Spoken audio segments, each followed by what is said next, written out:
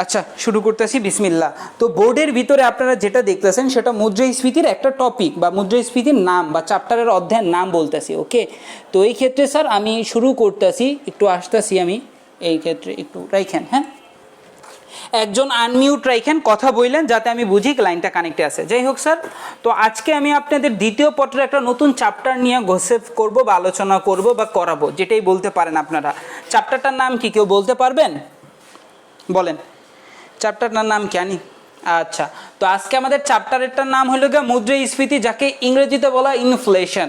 তো চ্যাপ্টারটা কর্নের আগে কিছু কথা বা ইনস্ট্রাকশন আপনাদের দেই, সেটা হচ্ছে যে যারা মুদ্রাস্ফীতি করতেছেন, তো এই ক্লাসটার যদি বিন্দু মাত্র বিষয় চুক বা বাদ পড়া যায় না, তাহলে আপনি কিছু বুঝবেন না। চ্যাপ্টারটা ছোট, কিন্তু চ্যাপ্টারের প্রত্যেকটা লাইন টু লাইন পড়ানোর বিষয়বস্তু, কারণ স্যার এই প্রত্যেকটা লাইন বা বিষয়বস্তু আপনাদের জীবনে কোনো না কোনোভাবে ঘটে বা আসে। কথা বুঝতে পারছেন?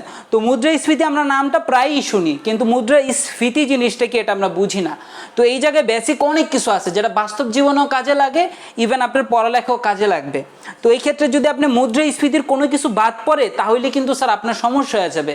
কারণ এই চ্যাপ্টারটা ম্যাথের থেকে বেশি কাজ করে বেসিক যে বিষয়টা লেখার জন্য। আপনার এই চ্যাপ্টারের সবচেয়ে বেশি গুরুত্বপূর্ণ কি স্যার? বেসিক। আমার কথা বুঝতে পারছেন? তো আজকে আমি পড়াবো আপনাদের মুদ্রাস্ফীতি সপ্তম অধ্যায়ের, যাকে বলা হয় ইনফ্লেশন। তো মুদ্রাস্ফীতি পরিচিতি করার আগে আমি কিভাবে পড়াবো বা কি পড়াবো সেটা বলতেছি। দেখেন, মুদ্রাস্ফীতির চ্যাপ্টারের মধ্যে আপনি তিনটা টপিক পাবেন। একটা হচ্ছে হলো গিয়ে পরিচিতি, সে পরিচিতি হবে দুইটা বিষয়ের উপর, একটা হলো গিয়ে মুদ্রাস্ফীতি আর একটা কি মুদ্রা সংকোচন। আচ্ছা, মুদ্রাস্ফীতির নাম শুনছেন, মুদ্রা সংকোচনের নাম কেউ শুনছেন? বলেন তো। আর আচ্ছা, এর আগে কেউ চ্যাপ্টারটা ধরছিলেন বা করছিলেন? আমার একটু বলেন, দুইজনের মধ্যে একজন বলেন। আচ্ছা, চ্যাপ্টারটা বুঝছেন? চ্যাপ্টারটা বুঝছেন কি আসলে জিনিসটা কি? আপনারা কি বুঝছেন কেউ? যদি বোঝেন বলেন, সমস্যা নাই স্যার, মোটামুটি বুঝছেন। আচ্ছা, মুদ্রাস্ফীতি কাকে বলে? আমি যদি আপনারা প্রশ্ন করি, উত্তর কি দিবেন?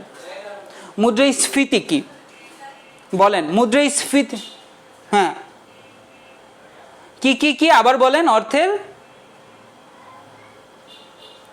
আচ্ছা, অর্থের মূল্য কমে যাওয়া জিনিসটা অনেকে পড়ে, কিন্তু এই জিনিসটা যেমন আমি বলি স্যার, আমরা যদি মুভি দেখি, মুভির মধ্যে যখন কোনো নায়িকা বা ভিলেন মারা যায়, কিংবা তখন আমরা খুশি হই বা উৎফুল্ল হই, তারপর নায়িকা বা নায়ক মারা গেলে মানে কান্না করি, এটা ক্যান্সার, কারণ এটা আমাদের লাইফের সাথে কি হয়ে যায় স্যার? ইমোশন কানেক্ট হয়ে যায়। ঠিক তেমনি অর্থের মূল্য আপনি মুখ দিয়া বললেন, কিন্তু আপনি জিনিসটা কি বুঝছেন বা আপনার লাইফের সাথে অর্থের মূল্য জিনিসটার কোনো কানেক্ট হয়েছে? অবশ্যই না স্যার। পড়ালেখা আপনার লাইফের লগে কানেক্ট করতে হবে। যদি আপনি কানেক্ট করতে পারেন না, তাইলে আপনি সহজে এটা বুঝতে পারবেন, এটা আমি জানি স্যার। অনেকে স্যার এই চ্যাপ্টারটা ধইরা লাইন টু লাইন পড়বে, মুখস্থ করবে, সমস্যা নাই, কিন্তু এটা কানেক্টও করতে পারবে না, বুঝবেও না, লিখতেও পারবে না, এর গ্যারান্টি আমি দিতেছি। তো এই ক্ষেত্রে স্যার এই চ্যাপ্টারের প্রত্যেকটা বিষয় বা নামগুলা অনেকে পড়তে পারে, কিন্তু স্যার ম্যাথমেটিক্যাল অনেক বিষয় আছে বোঝানোর জন্য, যেগুলো অনেক বেসিক জানা লাগে, সেগুলো আমি পড়াবো। তো এই ক্ষেত্রে আমি বলতেছি যে ওই যেহেতু আমাদের আনিকা এই জিনিসটা পড়ছে বা জানে, সেই এই কারণেই আমি আনিকারে জিজ্ঞেস করলাম যে জিনিসটা বলছেন, কিন্তু আপনি আমার বুঝতে পারবেন অর্থের মূল্য জিনিসটা কি স্যার? এটা আমি পরে বলবো, কিন্তু আমি আপনার মুখে শুনতে চাইতেছি, আমি মুছতেছি এটা। হ্যাঁ, ওদিকে আনিকা আমাকে বলতে থাকুক কিছু কথা মুদ্রাস্ফীতি সম্পর্কে, শুনি ওরা কি পড়ছে, আর আমি এই জায়গায় মুছে কিছু লিখতে থাকি। ঠিক আছে আনিকা, আমারে বলেন তো স্যার, আপনি কি বুঝছেন? অর্থের মূল্য বলতে কি বোঝায়? আমার একটা উদাহরণ দিয়া বলেন। ঠিক আছে স্যার? আনিকা শুনতেছেন? অর্থের মূল্য বলতে আপনি কি বোঝেন? উদাহরণ দিয়া বোঝান। আর প্রিয়া আমারে বোঝান স্যার, ঠিক আছে? প্রিয়া বোঝান। আচ্ছা স্যার, অর্থের মূল্যের একটা উদাহরণ দেন, বলেন বলেন বলেন বলেন। উদাহরণ দিতে পারলেন না না আনিকা? আচ্ছা, ভুলে গেছেন, আপনি জীবনও ভুলবেন না ইনশাল্লাহ, এই জিনিসটা মাথায় নেন স্যার। তো মুদ্রাস্ফীতি কাকে বলে আগে আমি সেটা পড়াই আপনাদের। ওকে, তো মুদ্রাস্ফীতি জিনিসটা কি সেটাও বোঝাই। তো মুদ্রাস্ফীতি বোঝানোর আগে যাদের বুঝতে কঠিন হয়, কিংবা যারা অল্প লেখা বেশি পাইতে চায়, কিংবা যারা বুঝতে চায় না, ডাইরেক্ট লেখা পাস করতে চায়, জাস্ট এটা লেখা রাখেন, মুদ্রাস্ফীতি কাকে বলে। সেটা হচ্ছে স্যার ক্রয় ক্ষমতার হ্রাসকে মুদ্রাস্ফীতি বলে। যদি এক কথায় বলতে পারি, মানে বাক্য সংকোচনের মতো, তাহলে মুদ্রাস্ফীতি কাকে বলে স্যার? ক্রয় ক্ষমতার হ্রাসকে মুদ্রাস্ফীতি বলা হয়। ক্রয় ক্ষমতার হ্রাসকে মুদ্রাস্ফীতি বলা হয়, এটা লেখা রাখতে পারেন। যারা কি করতে পারেন স্যার, যারা মুখস্থ করতে চান না, ক্রয় ক্ষমতার হ্রাসকে মুদ্রাস্ফীতি বলে, হ্রাসকে মুদ্রাস্ফীতি বলে, মুদ্রাস্ফীতি বলে, এটা লেখা রাখতে পারেন উপরে, মুদ্রাস্ফীতি বলে। স্ফীতি বলে। আমি কি বুঝতে পারছি স্যার? ক্রয় ক্ষমতার হ্রাসকে মুদ্রাস্ফীতি বলে, এটা এক কথায় উত্তর। এখন আমি একটু অ্যাডভান্স লেভেলে আপনারা বোঝাবো মুদ্রাস্ফীতি জিনিসটা কি। ওকে, তো অ্যাডভান্স লেভেলে বোঝানোর জন্য আমাদের পুরো বোর্ডটা মুছতে হবে এবং আপনার অ্যাডভান্স লেভেলে বোঝাইতে হবে। তো অ্যাডভান্স লেভেলে বোঝানোর জন্য আমি মুছলাম। ওকে, আপনি প্রথম ওইটা লেখা রাখতে পারেন, যারা মানে কি অল্প বেশি পেশালো কথা বোঝেন না, অ্যাডভান্স লেভেলে বোঝেন না, তারা এতটুকু লিখলেই হবে ক্রয় ক্ষমতার হ্রাসকে মুদ্রাস্ফীতি বলে। তো মুদ্রাস্ফীতি বোঝানোর জন্য আপনার তিনটা জিনিস বুঝতে হবে। একটা হইল গিয়া মূল্য বা অর্থের মূল্য, মূল্য বা অর্থের মূল্য যে যেটা বলতে পারে, অর্থের মূল্য, সরি, একটা হইল গিয়ে কি স্যার মূল্য বা দাম, একটা কি স্যার দাম। আচ্ছা, দামের ইংরেজিতে আমরা কি বলি বলেন তো? আপনারা দ্বিতীয় অধ্যায় যারা করছেন তারা জানেন দামের ইংরেজিতে কি বলা হয় স্যার? Price, পিআরআইসি, price. আচ্ছা ঠিক আছে, আচ্ছা স্যার, আচ্ছা এটা গেল স্যার আমাদের মুদ্রাস্ফীতি পড়ার জন্যই তিনটা বিষয় আপনার জানতে হবে। দামের ইংরেজিতে বলে প্রাইস, আর আমাদের অর্থের যোগানকে ইংরেজিতে কি বলে স্যার বলেন তো? অর্থে মানে কি? টাকার যোগান, অর্থের যোগান। স্যার একজন আনমিউট রেখে বাকি সবাই মিউট করে দেন স্যার। অর্থের যোগান, অর্থের যোগান বলতে বোঝাই লেগা মানি সাপ্লাই। কি বলে স্যার? মানি সাপ্লাই। ঠিক আছে, আবারও বলতেছি, অর্থের যোগান বলতে কি বোঝায় স্যার? মানি সাপ্লাই। আচ্ছা গেল স্যার, প্রথম বুঝলাম আমরা দাম, পরেরটা বুঝলাম কি স্যার? মানি সাপ্লাই বা অর্থের যোগান। স্যার একজন মিউট করে দেন স্যার, যারা মনে করেন একজন আনমিউট রেখে বাকি সবাই মিউট করে দেন। আচ্ছা, যে মিউট করতে পারতেছে না তারা হেল্প করেন বা বোঝাই দেন। আচ্ছা যাই হোক স্যার, প্রথমটা হলো দাম, পরেরটা হলো অর্থের যোগান বা ইংরেজিতে বলা হয় কি স্যার? মানি সাপ্লাই। পরে 3 নাম্বার যেটা হইল গিয়া স্যার, সেটা হইল গিয়া স্যার কি? অর্থের মূল্য। কি স্যার? অর্থের মূল্য, যাকে ইংরেজিতে বলা হয় কি sir? Value of money, value of money. হ্যাঁ স্যার, এই তিনটা জিনিস না স্যার, এই তিনটা জিনিস কথা শুনতে গেলে কিন্তু একই মনে হয়, কিন্তু এই তিনটা জিনিসের সংজ্ঞা না আলাদা আলাদা। কেন আলাদা আলাদা? মুদ্রাস্ফীতি পড়তে গেলে না এই তিনটা জিনিস আপনারা আলাদা আলাদাভাবে উপলব্ধি করতে হইব। আমার কথা বুঝতে পারতেছেন? আলাদা আলাদাভাবে উপলব্ধি করতে হবে স্যার। তারপর আচ্ছা, যেমন জিনিসটা কি শুনতে এক মনে হইলো, কি শব্দের বিষয়বস্তুগুলো আলাদা আলাদা। আচ্ছা, দাম বা মূল্য স্তর বলতে আমরা কি বুঝি স্যার? প্রাইস কাকে বলে কেউ বলতে পারবেন? দাম কাকে বলে স্যার আমরা পড়ছিলাম, কিন্তু দ্বিতীয় অধ্যায়ে জাস্ট জানছি যে চাহিদা কাকে বলে, কিন্তু দাম কাকে বলে আমি যদি আপনার প্রশ্ন করে উত্তর দিতে পারবেন দাম কাকে বলে বলেন তো? উদাহরণও দিব। আবার অর্থের যোগান কি সেটারও উদাহরণ দিব, অর্থের মূল্য কি সেটারও উদাহরণ দিব, সেটাও কাকে বলে সেটাও বুঝাবো। তো আমাদের বলেন দাম কাকে বলে? দাম বলতে কি বোঝেন স্যার? বা দাম বা প্রাইস বা সংক্ষেপে বলবো এটারে কি? পি, কারণ নামের প্রথম অক্ষর নেই স্যার। বলেন তো স্যার দাম কাকে বলে, কেউ বলতে পারবেন? আচ্ছা, দাম যদি বলতে চান তাহলে বলতে পারেন কেউ, আমিও সংজ্ঞাটা লিখি, ঠিক আছে? বলেন স্যার, কেউ তো বলার চেষ্টা করেন, ভুলই বলেন, সমস্যা নাই, ভুল বললে ভুল থেকে শিখতে পারবেন। আচ্ছা তো বলেন। সাহস, হ্যাঁ স্যার, আচ্ছা ঠিক আছে স্যার, যাই হোক সমস্যা নেই, আপনি যেটা বলছেন এটা ঠিক আছে, কিন্তু দামরে যদি আমি বলি স্যার, কোনো কিছুর প্রতিদানকে দান বলা হয়, কোনো কিছুর প্রতিদানকে কি বলা হয় স্যার? দাম বলা হয়। অর্থাৎ কি স্যার? যেমন এই কলমটা আপনি ব্যবহার করবেন, কলমটা নিবেন একজনের কাছ থেকে, প্রতিদান স্বরূপ কোনো কিছু দিবেন, তাই না স্যার? এটাকে বলা হয় দাম বা মূল্য স্তর। মূল্য স্তর বলতে কি বোঝায় স্যার? কোনো কিছুর প্রতিদান স্বরূপ যেটা দেওয়া হয় সেটারে কি বলা হয় স্যার? অর্থের মূল্য স্তর বা দাম বলা হয়। আমার কথা বুঝতে পারছেন? তাহলে দাম কাকে বলে? কোনো বস্তুর প্রতিদান স্বরূপ যা প্রদান করা হয় তাকে দাম বলা হয়। কোনো বস্তুর প্রতিদান স্বরূপ, প্রতিদান স্বরূপ যা প্রদান করা হয় তাকে দাম বলে। প্রদান করা, এগুলো কিন্তু বইয়ে নাই স্যার, বইতে এত বিস্তারিতভাবে আপনারা উল্লেখ করে নাই স্যার, কথা বুঝছেন? প্রতিদান স্বরূপ প্রদান করা হয় তাকে দাম বলে স্যার। আমি একটা কথা বলি স্যার, সেটা কি জানেন স্যার? যারা বইগুলো লেখে না, যেমন একজন লেখক না, দুইজন লেখকের ক্লাস করছি আমরা। একটা হলো গিয়ে রণজিৎ কুমার নাথ, আর একটা হলো গিয়ে স্বপন গ্রেগরি, বা যারা বলেন আখতারুজ্জামান স্যারের বই, দুইজনের বইয়ের ক্লাস আমরা করছি। তো তারা বইতে যেভাবে উচ্চ মার্গীয় ভাষায় লেখে না, বিষয়বস্তু কিন্তু তারা আরও বেশি ব্যাখ্যা করে বলে, কারণ বইতে সব কিছু এক্সপ্লেন করা যায় না স্যার। একজন আনমিউট রাখেন স্যার। আচ্ছা যাই হোক স্যার, দাম বলে কাকে বলে স্যার? কোনো বস্তুর প্রতিদান স্বরূপ যা প্রদান করা হয় তাকে দাম বলে বা তাকে দাম বলা হয়। তো তাকে দাম বলে কথাটা লিখতে ভুলে গেছি। আচ্ছা, দাম উদাহরণস্বরূপ কি দিতে পারি স্যার? যেমন আপনি একটা কলমের জন্য 5 টাকা দিলেন, বা একটা যেমন কি লিখতে পারেন স্যার? যেমন কি, যেমন কলমের প্রতিদান কত স্যার? প্রতিদান 5 টাকা, প্রতিদান কত স্যার? এই প্রতিদানটা একটু কঠিন ভাষা, বইয়ের ভিতরে কিভাবে লিখছে জানেন? পরিতোষক। পরিতোষক মানে কি? অন্য এমনি খুশি হইব না স্যার, প্রতিদান স্বরূপ তাকে মূল্য দিতে হবে, দাম দিতে হবে। কথা বুঝতে পারছেন? অর্থাৎ কলমের পরিতোষক হিসেবে বা প্রতিদান স্বরূপ আমরা কি দিই স্যার? 5 টাকা দিই। এটা হইল গিয়া স্যার কি? কলমের দাম। আমি কি বুঝতে পারছি দাম কি? এখন আসি অর্থের যোগান। অর্থের যোগান বা ইংরেজিতে বলা হয় কি স্যার? মানি সাপ্লাই। সংক্ষেপে এটারে কি বলবো স্যার? নামের প্রথম অক্ষর নিব, মানির কি এম নিব, আর সাপ্লাইয়ের এস নিব, তাহলে সংক্ষেপে কি হইব স্যার? এমএস। এমএস। কথা বুঝতে পারছেন? তাহলে মানি সাপ্লাই, সংক্ষেপে এটারে কি বলবে স্যার? মানি সাপ্লাই। তো মানি সাপ্লাই কাকে বলে স্যার? এটা বুঝাই স্যার। একটা হইল গিয়া দাম বুঝলাম, আরেকটা কি? মানি সাপ্লাই বুঝাইতেছি। তো মানি সাপ্লাই বলতে বোঝা হইল গিয়া স্যার আপনার কাছে টাকার মজুদ। এটা বাংলায় যদি লিখি মানি সাপ্লাই রে, বা অর্থের যোগান বলতে বুঝে, তাহলে অর্থের মজুদ, এটার কি বলে? টাকার মজুদ।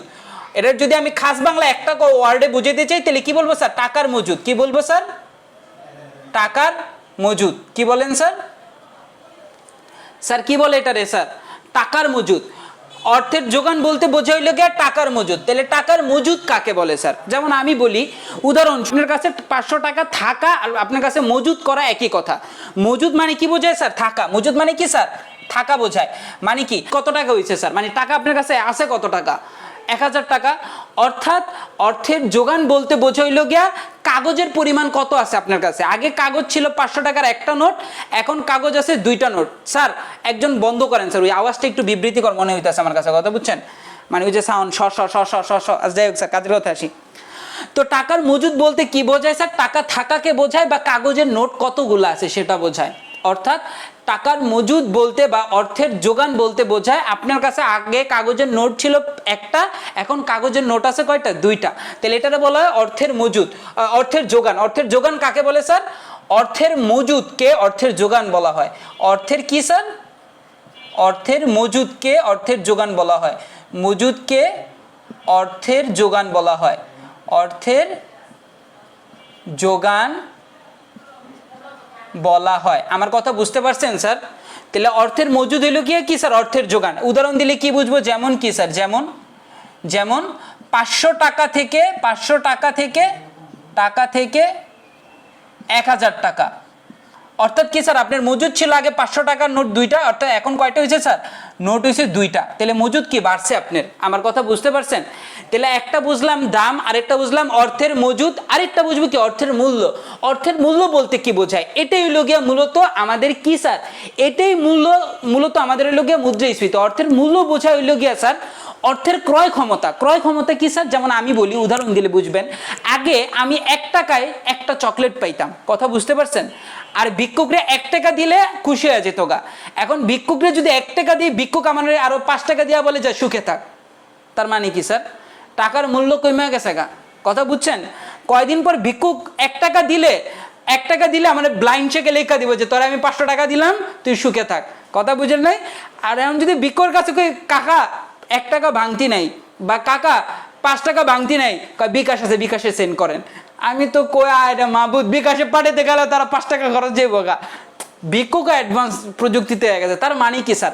1 টাকা আগে আপনি যেই জিনিসটা কিনতে পারতেন, অর্থাৎ একটা লজেন্সের দাম ছিল আগে 1 টাকা, অর্থাৎ কি একটা লজেন্স কেনার জন্য আপনি 1 টাকা জরুরি ছিল, কিন্তু আপনি এখন 1 টাকা একটা লজেন্স তো দূরের কথা, একটা চোখলাও পাবেন না লজেন্সের। কথা বুঝছেন? বেড়াই কব যে এই নাও লজেন্স কতক্ষণ চুইস আবার আমার ব্যাক করে দিয়া যায়। কথা বুঝতে পারছেন? 1 টাকায় মানে ওইটা আপনি পুরোপুরি খাইতে দিব না। তাহলে তার মানে কি স্যার? তার মানে হইল গিয়া অর্থের মূল্য বলতে বোঝায় হইল গিয়া আপনি 1 টাকা দিয়ে কতটুকু কিনতে পারতেছেন, এটা হইল গিয়ে অর্থের মূল্য। 1 টাকা দিয়ে আগে যতটুকু কিনতে পারতেছেন, এখন সেই 1 টাকা দিয়ে আপনি ততটুকু পণ্য পাইতেছেন, ওইটা হইল গিয়ে অর্থের মূল্য। আমি কি বুঝাইতে পারছি? এর থেকে কিউট ভাবে আর কে বুঝাইবো আপনারে বাপ? আচ্ছা তবুও বলি আবার, যেমন আপনি 1 টাকায় আগে ধরেন, আগে আপনি 1 টাকায় 5টা লজেন্স পাইতেন, মানে 25 পয়সা করে। এখন 1 টাকা আপনি অ্যালপিন লিবে একটা পান। তার মানে কি? আগে 1 টাকা দিয়ে 5টা পণ্য কিনতে পারতেন, এখন কি 1 টাকা দিয়ে আপনি একটা পণ্য কিনতে পারতেছেন। তার মানে কি?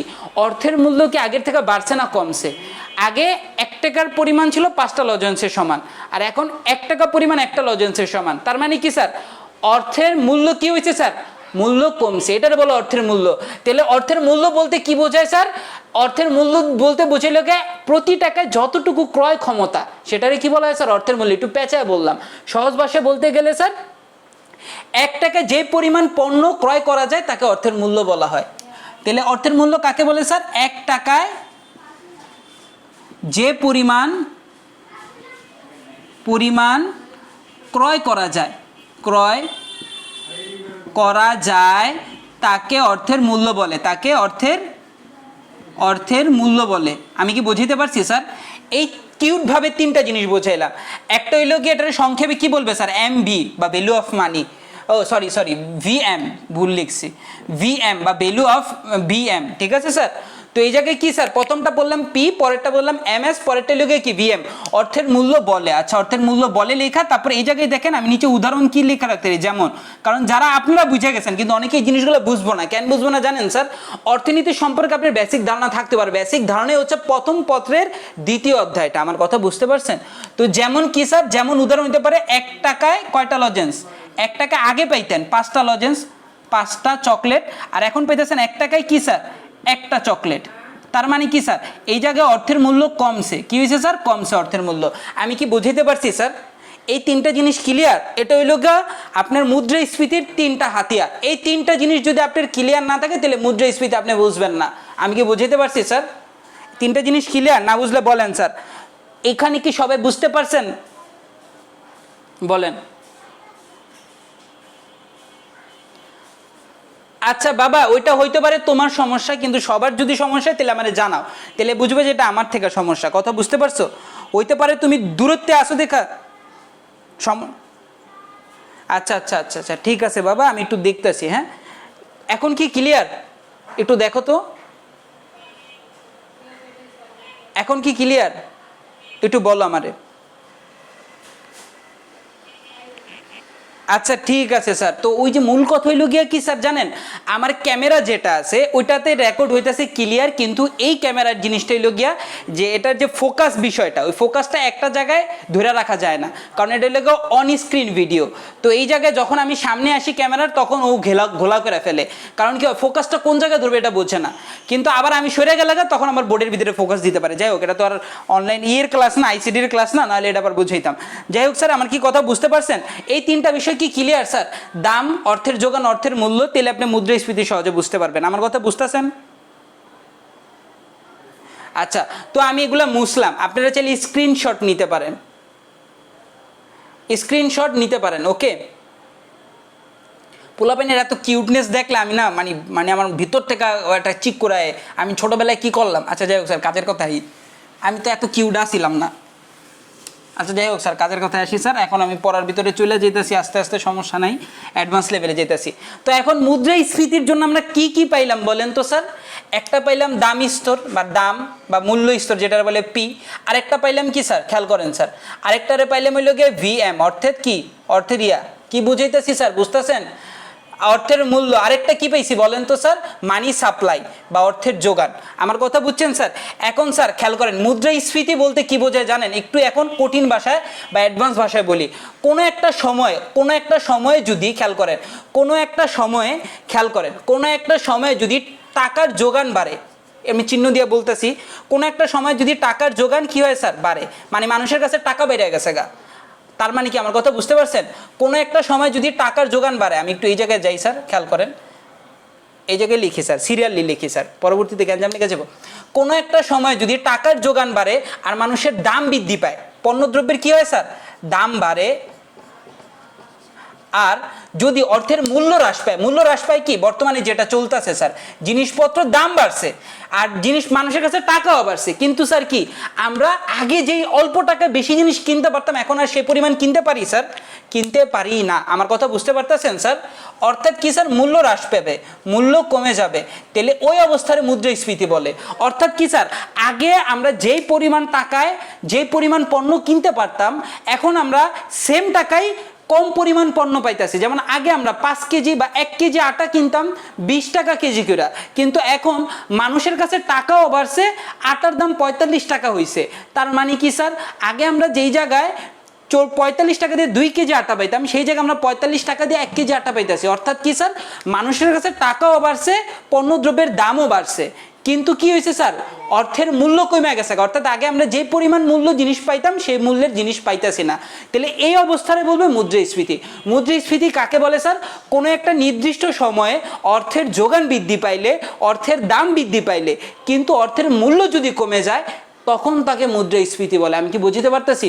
মূল্য না লেখা ক্রয় ক্ষমতাও লিখতে পারেন। কোনো একটা সময়ে অর্থের যোগান বৃদ্ধি পেলে, মানুষের কাছে টাকাও বেশি, যেমন আগে বেতন পাইতো 5,000 টাকা, এখন সেই বেতন 50,000 টাকা হয়েছে, কিন্তু তবুও মানুষের সংসার চলতেছে না। কেন স্যার?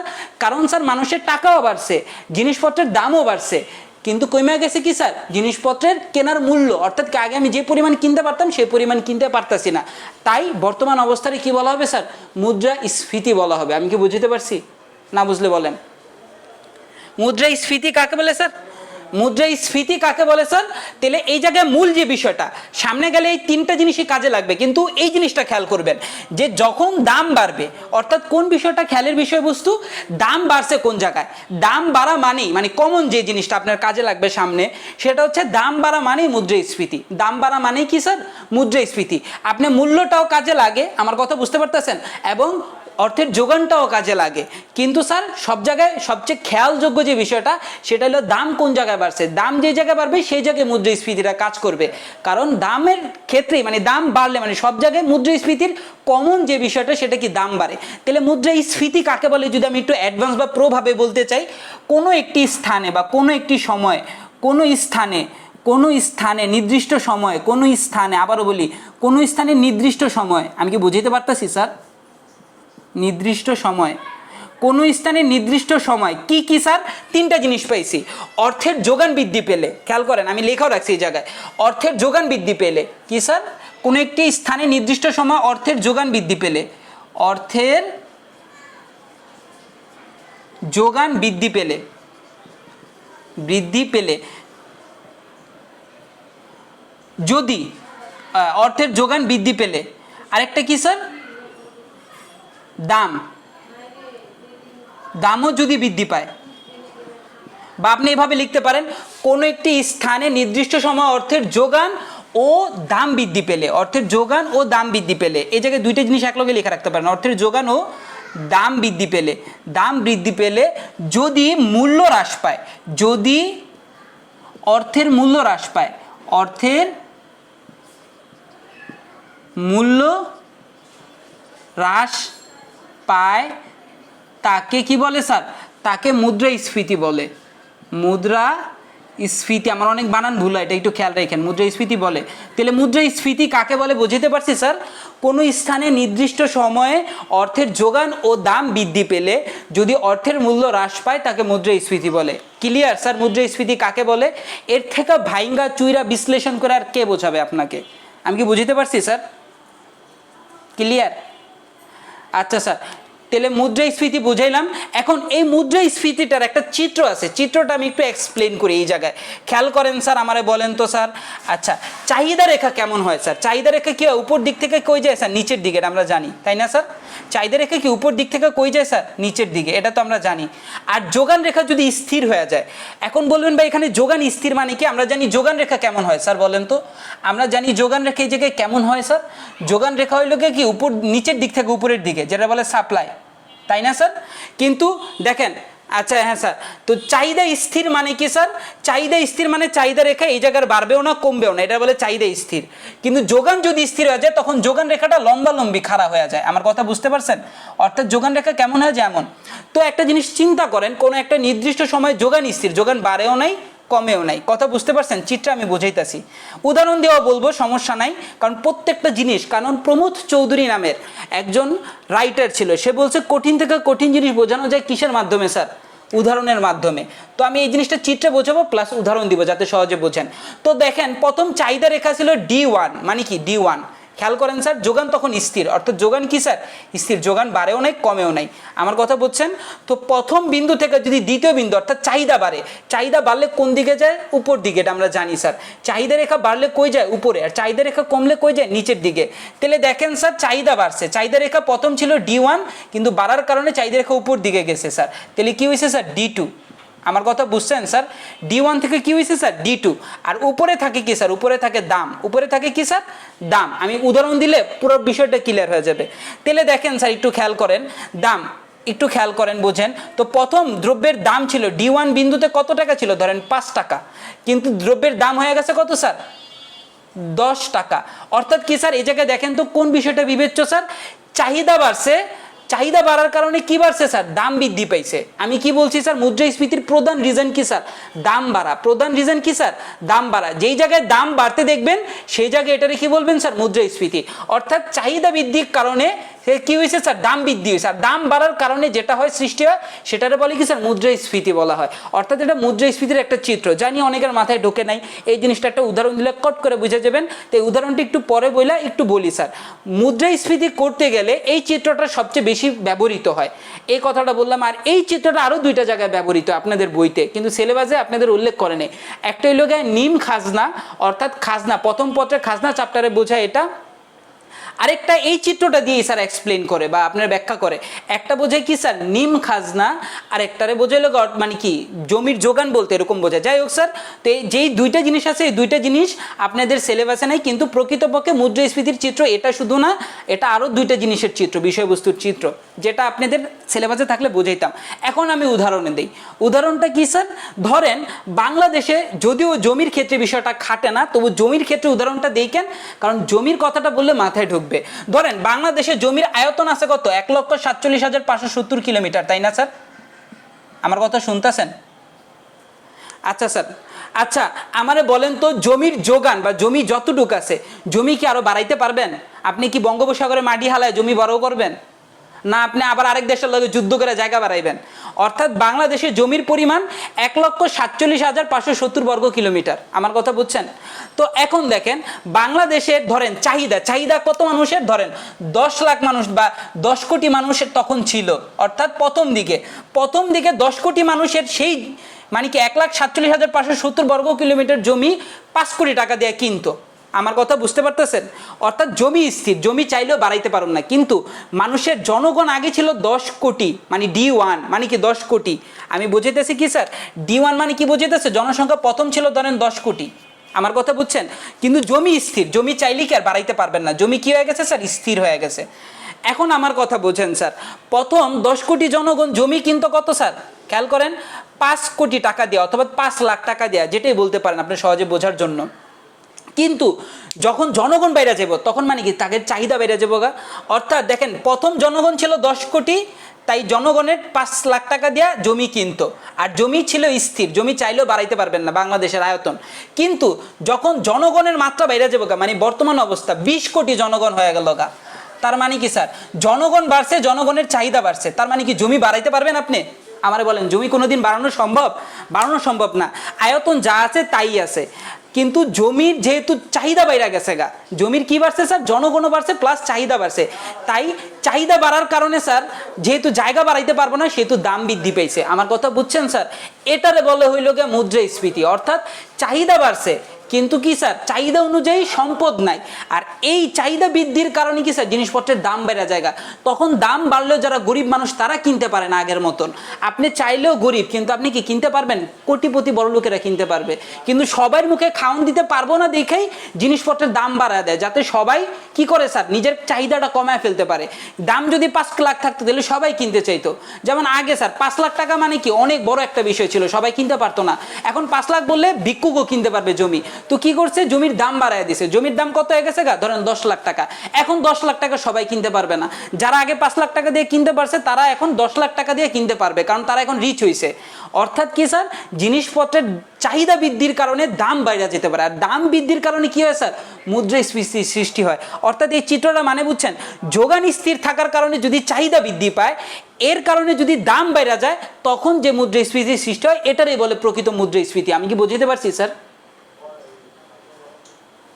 ক্লিয়ার? এই জায়গা থেকে আর কোনো ভেজাল আছে জীবনে ভুলবেন?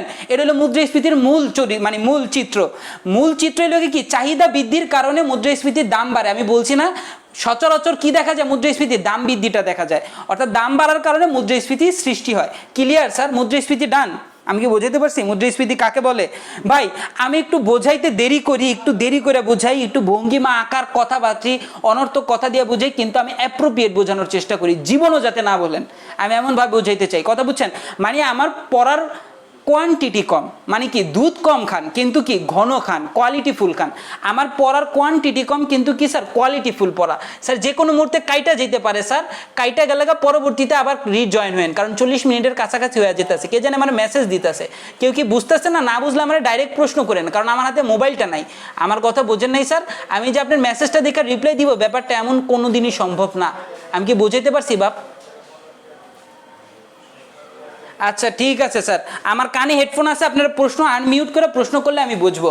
তাই শেষ, মুদ্রাস্ফীতি কাকে বলে এটা একবারে অ্যাডভান্স, মানে কি নর্মাল থেকে অ্যাডভান্স পর্যন্ত পুরো বিষয় বোঝাই দিছি, ক্লিয়ার? এখন আমরা পড়বো মুদ্রা সংকোচন, মানে কি আমরা পরিচিতিতেই এখনো পড়ে আছি, তারপর প্রকারভেদে যাবো। স্যার আমার ক্লাস 2টা ক্লাসে আমি চ্যাপ্টারটা শেষ করতে পারতাম, কিন্তু 2টা না, আমি 3টা থেকে 4টা ক্লাসে চ্যাপ্টারটা শেষ করার চেষ্টা করব, কারণ ম্যাথমেটিক্যাল বিষয়, এই জায়গায় থিওরিগুলো বোঝানোর বিষয় আছে। যাই হোক স্যার, তো মুদ্রা সংকোচন কাকে বলে স্যার এটা মুছলাম। তো এই জায়গায় মোছার জন্য আমি বলতেছি স্যার, এখন মুদ্রা সংকোচন জিনিসটা কি? ও মুদ্রাস্ফীতি শব্দটার অর্থ কি জানেন? মুদ্রাস্ফীতি শব্দটার অর্থ হলো কি মুদ্রা বাইরে যাওয়া। স্ফীতি শব্দের অর্থ কি স্যার? সমুদ্রের ঢেউ যেমন বাইরে গেলে এটারে কি বলে স্যার? স্ফীতি ঘটছে, মানে বাইরে যাওয়া। ওই জায়গায় কি অর্থের যোগান বাইরে যায় বইলা, তাই এই অবস্থার বলা হয় মুদ্রাস্ফীতি বা মুদ্রার ঢেউ বাইরে গেছে গা। এখন আমরা যেটা পড়বো সেটা হলো কি মুদ্রা সংকোচন। আমি কি বুঝিতে পারতাছি? পরের টপিকের নাম কি স্যার? মুদ্রা সংকোচন। এই বইটা এই টপিকে আপনার পরীক্ষার মধ্যে আসে কিনা জানি না, কিন্তু বইতে যেহেতু আছে পড়ায় দিতেছি, দুইটা একই জিনিস, সংকোচন। তো মুদ্রা সংকোচন কাকে বলে স্যার? কথা বুঝতে পারছেন? তো মুদ্রা সংকোচন কি জিনিস স্যার? তো মুদ্রা সংকোচন বলার আগে আমি বলি মুদ্রা সংকোচনের নামের বিষয়টা। তো মুদ্রা সংকোচন রে ইংরেজিতে বলা হয় কি স্যার? বলতে পারবেন কেউ? Sir deflation. কি বলে স্যার? ডিফ্লেশন। কথা বুঝতে পারছেন? তো মুদ্রা সংকোচন কি স্যার? ডিফ্লেশন। তো মুদ্রা সংকোচন ও মুদ্রা স্ফীতির মতন, কিন্তু এটা উল্টা।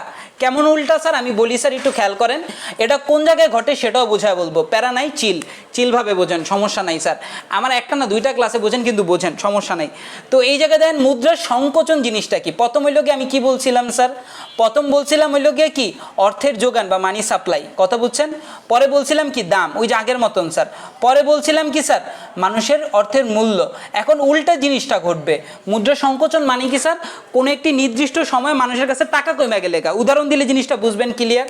অর্থাৎ কি স্যার? কোনো একটি নির্দিষ্ট সময় মানুষের কাছে টাকার যোগান কমে যাওয়া, টাকার যোগান কি কমে যাবে, কি হবে স্যার? দাম কমে যাবে। দাম কোন দিন কমে? আপনি বলবেন যে ভাই ঢাকা শহরে তো কোনো দিন কোনো জিনিসের দাম বাড়লে কমতে দেখি নাই, তাই না? হ্যাঁ, অনেক সময় দাম কমে যায়। এটা কোন সময় আমি বলি আপনারে, বলবো, সমস্যা নেই। কিন্তু অর্থের মূল্য বাইরে যায়। মূল্য কখন বাড়ে স্যার? একটু উল্টা দিকে পাবেন, অর্থের মূল্য কি বাড়ে। এই জিনিসটা বোঝায় বলতেছি স্যার, খেয়াল করবেন। তো এটা কিভাবে সম্ভব বা এটা কিভাবে হয়, এই বিষয়টা ডিটেলসে বোঝানোর জন্য উদাহরণ দিয়ে বলি। ধরেন বাংলাদেশ তো মুদ্রাস্ফীতিতে চলতেছে, মানে মুদ্রা সংকোচন কোনটাতে চলতেছে? মুদ্রা সংকোচন বলতে পারেন স্যার যুদ্ধ বিগ্রস্ত দেহগুলা, মানে দেশগুলা। যেমন কি স্যার গৃহযুদ্ধ লাগছে কোন জায়গায়, ধরেন সিরিয়ার মানুষ জীবন নিয়ে বাঁচবে না টাকা কামাই করবে? বলেন আমারে, আমার কথা কি বুঝতে পারতেছেন? ধরেন সিরিয়ার মধ্যে যুদ্ধ লাগলে মানুষের কাছে কি টাকা কি আগের মতো থাকবে? অবশ্যই থাকবে না। তার মানে কি মানুষের কাছে টাকা কমে যাবে। আর যেহেতু মানুষের কাছে টাকাই কমে গেছে গা, জিনিসপত্র কেনার মানুষ পেবে? কোনো কেনার মানুষ পাবে না। তখন কি জিনিসপত্রের দাম বাধ্য হয়ে কমাইতে হবে স্যার। আর বাধ্য হয়ে কমাইলে কী হবে স্যার? আবারও বলি, প্রথম কি স্যার? কাইটা গেছে, একটু ওয়েট করবেন কাইন্ডলি।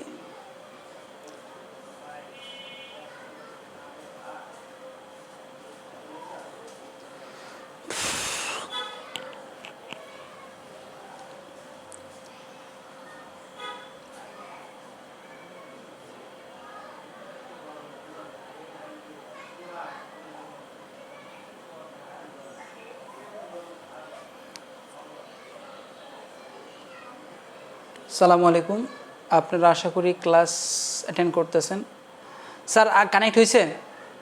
আচ্ছা ঠিক আছে, দেখতেছেন, কথা শুনতেছেন?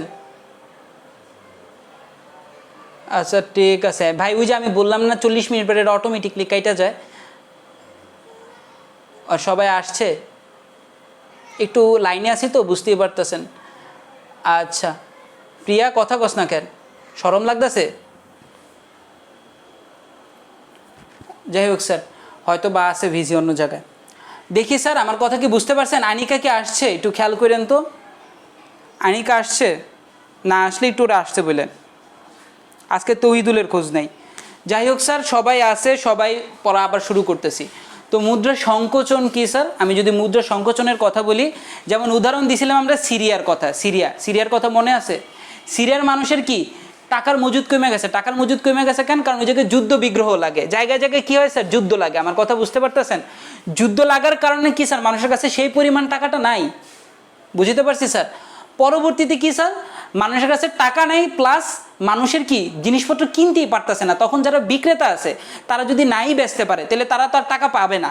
তো সেক্ষেত্রে কি তারা বাধ্য হয়ে দামটা কমাবে। অর্থাৎ কি স্যার, ওই জায়গায় মানুষের কাছে মানি সাপ্লাই অর্থাৎ টাকা কমে গেছে গা, মানুষের দাম অর্থাৎ মূল্য স্তর কমে গেছে গা। কিন্তু স্যার খেয়াল করেন, দাম কমে গেছে গা, কিন্তু স্যার মানুষের অর্থের মূল্য যেটা, অর্থের মূল্য কি বাইরে গেছে। অর্থাৎ কি কম টাকা এখন সে বেশি জিনিস কিনতে পারতেছে। অর্থাৎ স্যার এটা মুদ্রাস্ফীতির উল্টা একটা পরিস্থিতি। আর এটা হয় সাধারণত দুর্ভিক্ষের কারণে, বা কোনো দেশে যুদ্ধ বিগ্রহ লাগার কারণে, বা দেশে অশান্তিমূলক কারণে, বা বিশৃঙ্খলার কারণে, বা গৃহযুদ্ধ মানে নিজেদের মধ্যে গ্যাঞ্জাম লেগে গেলে। আমার কথা বুঝতে পারতেছেন? তো মুদ্রা সংকোচন কাকে বলে স্যার? মুদ্রাস্ফীতির উল্টা। মুদ্রাস্ফীতির উল্টা কি স্যার? এখন আপনি অল্প টাকায় বেশি জিনিস কিনতে পারবেন। যেমন আপনার কাছে 500 টাকা আছে, আপনি যদি বাজারে যান ব্যাগ ভরে খাওয়ান কিনে আনতে পারবেন, কারণ কারো কাছে এখন টাকা নেই, তারা বেচতে পারলেই বেচা যায়। মাঝে মাঝে এটা মুদ্রা সংকোচন দেখা দেয়, যেমন হইল কি আমাদের সময়, যেমন চামড়া ব্যবসায়ীদের ক্ষেত্রে ঈদের সময় দেখেন স্যার, আমরা যখন চামড়া কিনতে যাই তখন দেয় মুদ্রাস্ফীতি, মানে কি একটা চামড়ার জুতা কিনি 5,000 টাকা দিয়া। আমার কথা বুঝছেন? কিন্তু ঈদের সময় যখন চামড়া যোগান দিই আমরা, চামড়ার দাম যোগানও বেড়ে গেছে গা। চিন্তা করেন স্যার, তখন কি দ্রব্যের দামও কমে জায়গা। তার মানে কি স্যার, মানুষ বেশি টাকা দিয়ে বেশি, মানে যারা সিন্ডিকেট আছে তারা কি স্যার, তারা অল্প টাকা দিয়ে বেশি চামড়া কিনতে চায়। তার মানে কি তারা মুদ্রা সংকোচন করে দিতেছে নিজের স্বার্থের জন্য। আমার কথা বুঝাইতে পারছি স্যার? তাহলে মুদ্রা সংকোচন কাকে বলে স্যার? মুদ্রা সংকোচন বলতে বোঝা হইল গিয়া কোনো অবস্থায় বা কোনো দেশে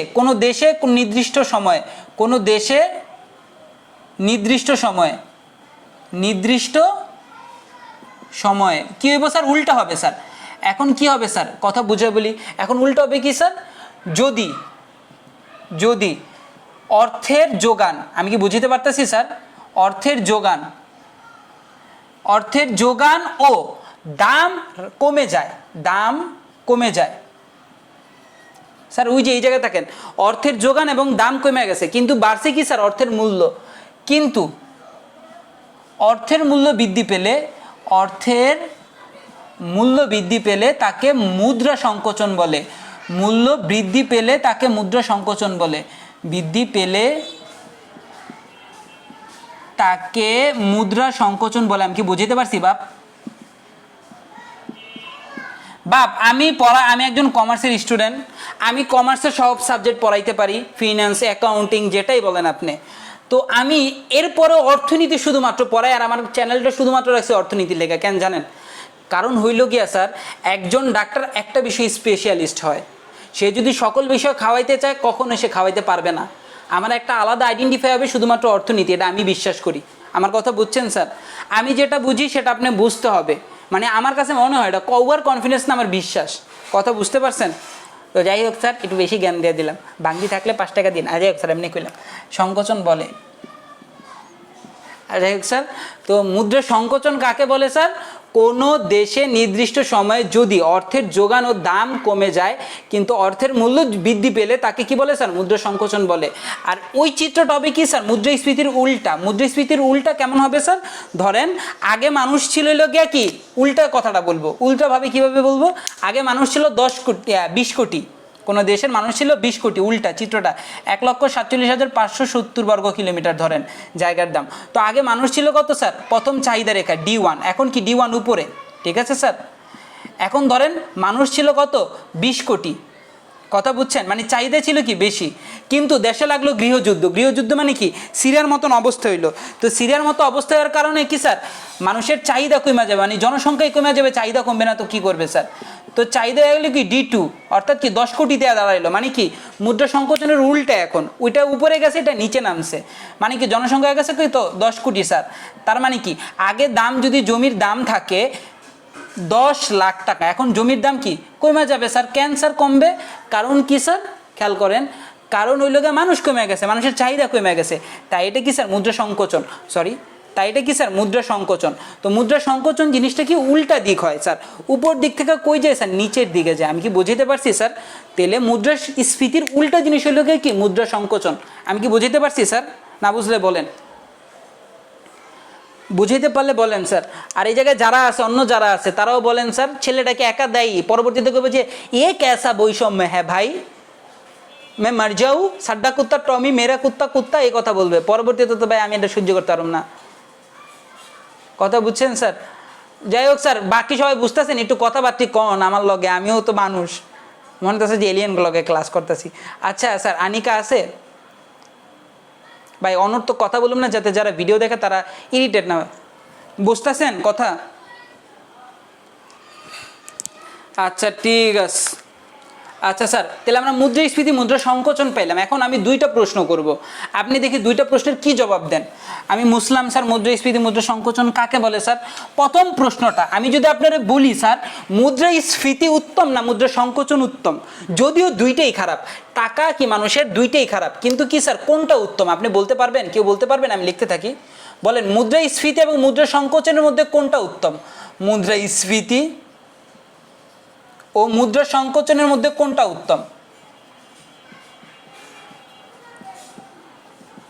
কোনটা উত্তম বলতে পারবেন? দেখি সবাই একটু বলেন মতামতের। আচ্ছা দেখি স্যার, একজন বলেন কেন উত্তম। দেখছেন বানায়া বলতে চাইছি, মুদ্রাস্ফীতি আর মুদ্রা সংকোচনের মধ্যে কোনটা উত্তম? কেউ একজন একটা উদাহরণ দিয়ে বুঝতে পারবেন বা বলতে পারবেন আমাদের? বুঝতে পারলে আমার তরফ থেকে প্রাণ ভরা ভালোবাসা, দেখি কে ভালোবাসার অধিকারী হতে চায়। যাই হোক স্যার, কাজের কথা আসি। প্রথম প্রশ্ন এটা, মুদ্রাস্ফীতি আর মুদ্রা সংকোচনের মধ্যে কোনটা উত্তম। এখন আসি 2 নাম্বারটা হইল মুদ্রাস্ফীতি এবং মুদ্রা সংকোচনের মধ্যে পার্থক্য। মুদ্রাস্ফীতি ও সংকোচনের মধ্যে পার্থক্য, দুইটারই উত্তর আমি দিয়ে দিব। আমি কিন্তু দেখতে চাইতেছি। হ্যাঁ কচন, হ্যাঁ বলেন।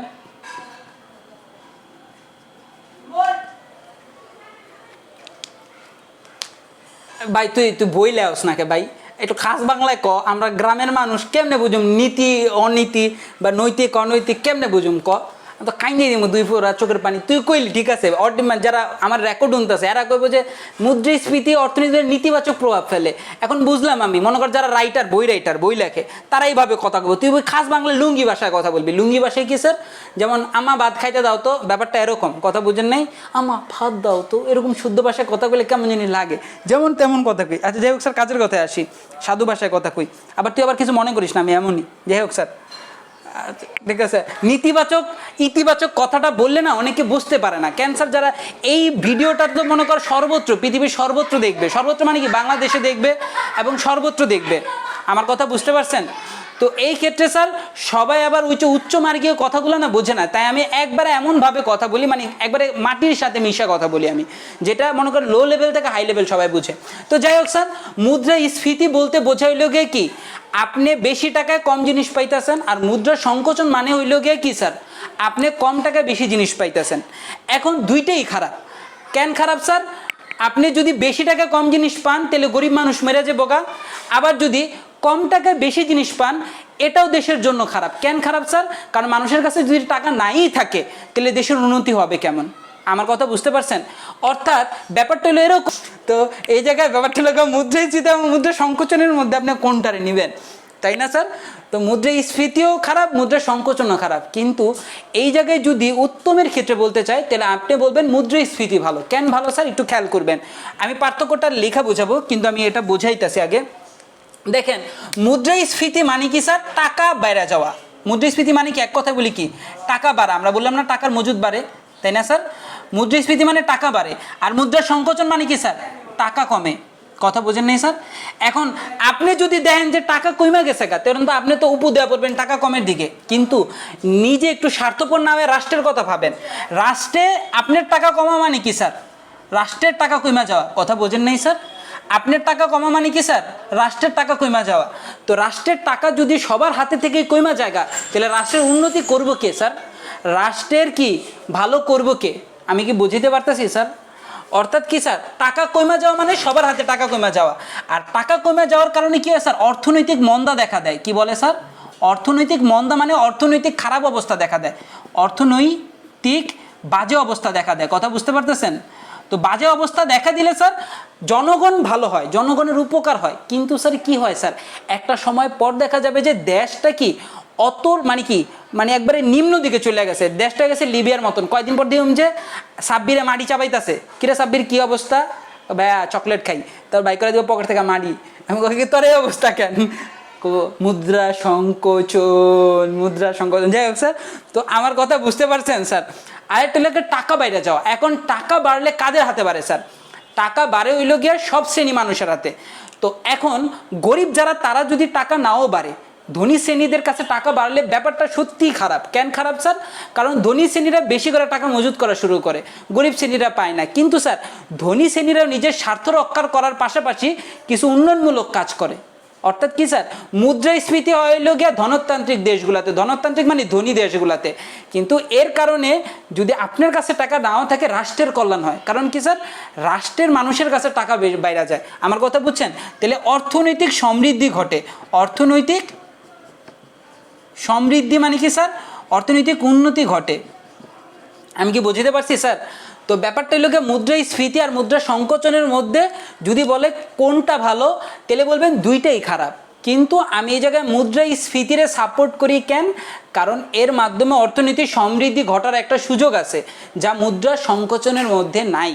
তাই আমি মুদ্রাস্ফীতি এবং মুদ্রা সংকোচনের মধ্যে খারাপের দিক থেকে কম খারাপ হিসেবে মুদ্রাস্ফীতির বিবেচনা করি। আমি তাইরির মতন যাই কাজের কথা আসি স্যার।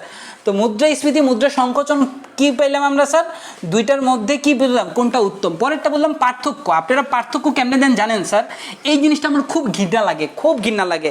পার্থক্য দিতে গেলে I hate you from my heart. ইংরেজি পারি না, তবু একটু মাঝে মাঝে ইংরেজি মেয়েরা ভাব দেখাইতে হয়, আমি টিচার না, ভাব দেখাইতে হইব। 2 নাম্বারটা কি স্যার, পার্থক্য। পার্থক্য কি স্যার, মুদ্রাস্ফীতি মুদ্রা সংকোচনের পার্থক্য করতে গেলে স্যার, স্যাররা আছে না এখন আর ওই আপনাদের পার্থক্য পড়ার সময় নেই স্যার। আপনারা 3টা পয়েন্ট বানাবেন। আমি এটা গাইড দেখে শিখছি, কি 3টা পয়েন্ট অ্যাপ্লাইও করছি, কাজেও দিছে, ফার্স্ট ক্লাস আসছে স্যার অনার্সে। তো অ্যাপ্লাই কি স্যার, এই জায়গায় পার্থক্যের পয়েন্টটা লিখবেন, পার্থক্য অর্থাৎ কি পার্থক্যের কোন বিষয়ের উপর পার্থক্য করতেছেন। এই জায়গায় লিখবেন মুদ্রাস্ফীতি, মুদ্রাস্ফীতি, আর এই জায়গায় লিখবেন কি মুদ্রা সংকোচন। আমার কথা বুঝছেন? আচ্ছা, মুদ্রাস্ফীতির প্রথম পার্থক্য কি স্যার, এক নামের পার্থক্য। প্রথম কি স্যার, নামের পার্থক্য। নামের পার্থক্য কি, এটা বলে ইনফ্লেশন, এটা বলে ডিইনফ্লেশন। আমার কথা বুঝছেন স্যার? নামের পার্থক্য কি, হ্যাঁ হ্যাঁ স্যার,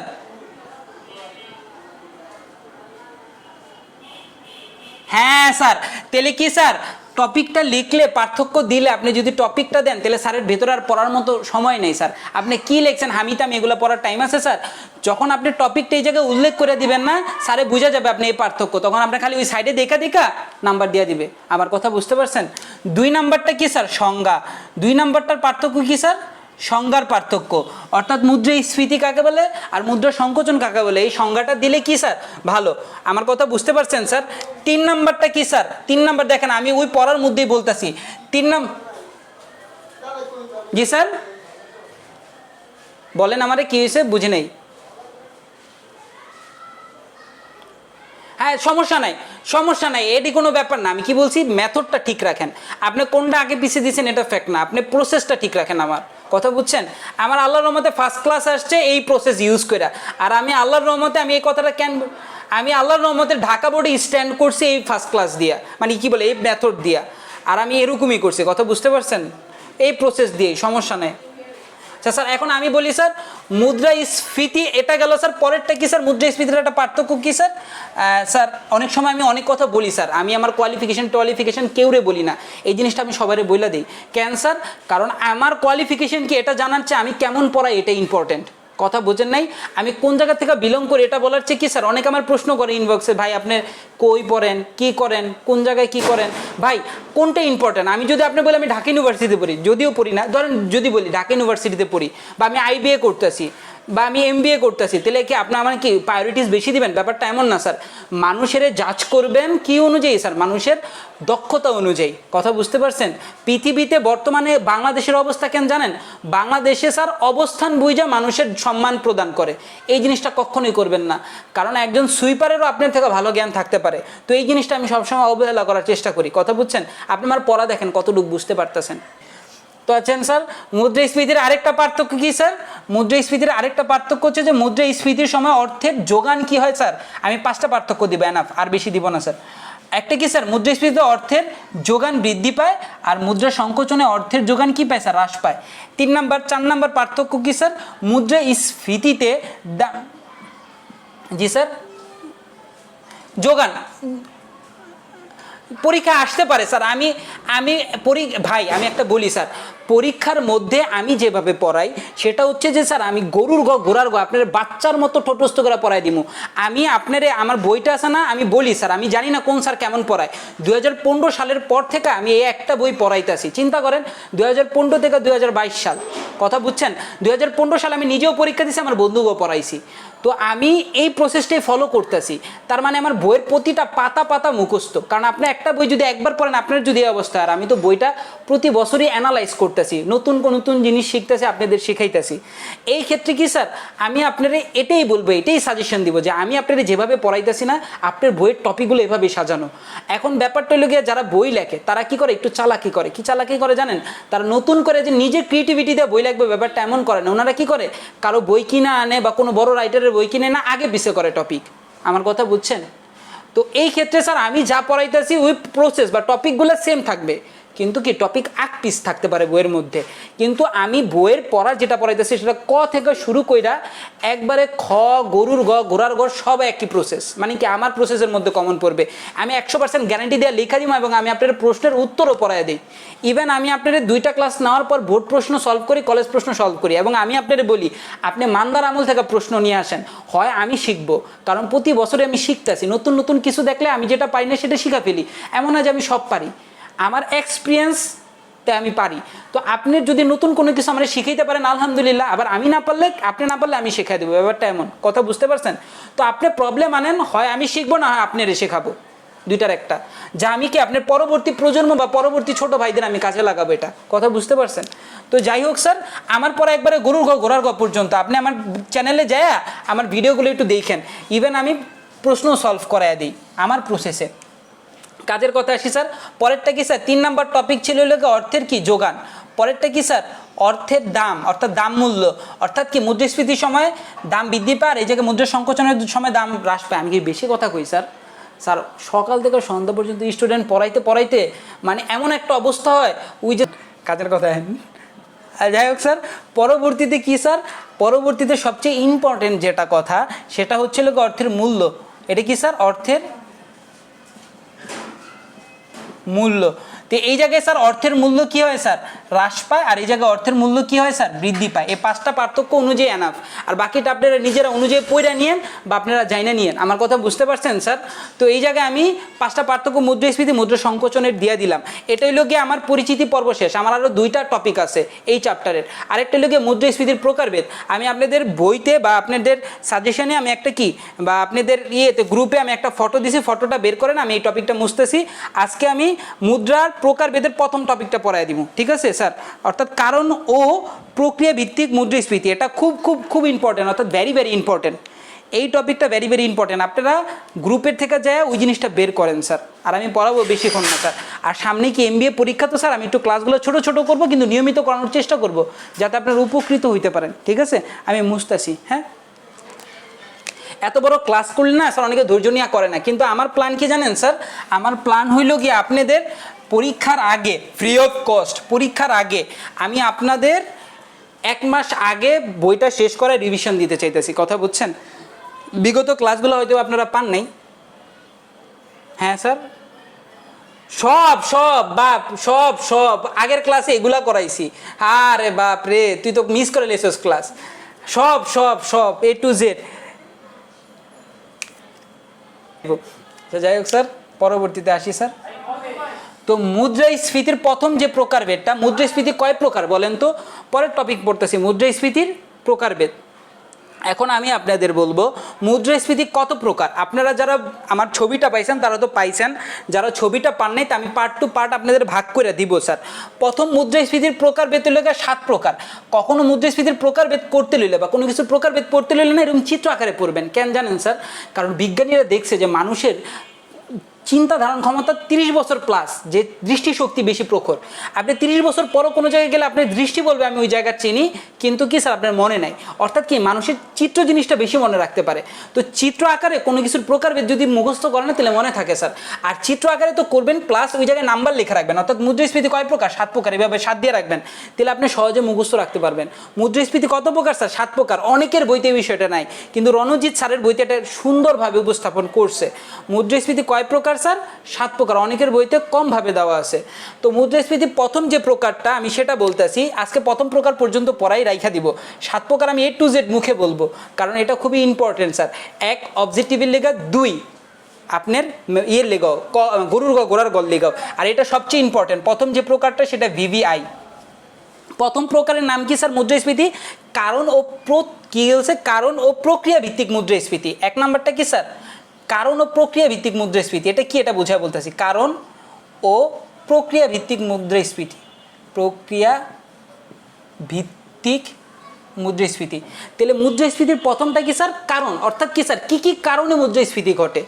প্রথম প্রকারের যে সৃষ্টি হয়েছে এটা কি স্যার? কারণের উপর ভিত্তি করে মুদ্রাস্ফীতি সৃষ্টি হয়েছে। আমি কি বুঝতে পারতেছি কথাটা? অর্থাৎ মুদ্রাস্ফীতির আজকে আমরা পড়বো কি কি কারণে মুদ্রাস্ফীতি ঘটে থাকে। আপনারা জীবিত আছেন না মারা গেছেন? ক্লাস কি বেশি বড় করে নিতেছি?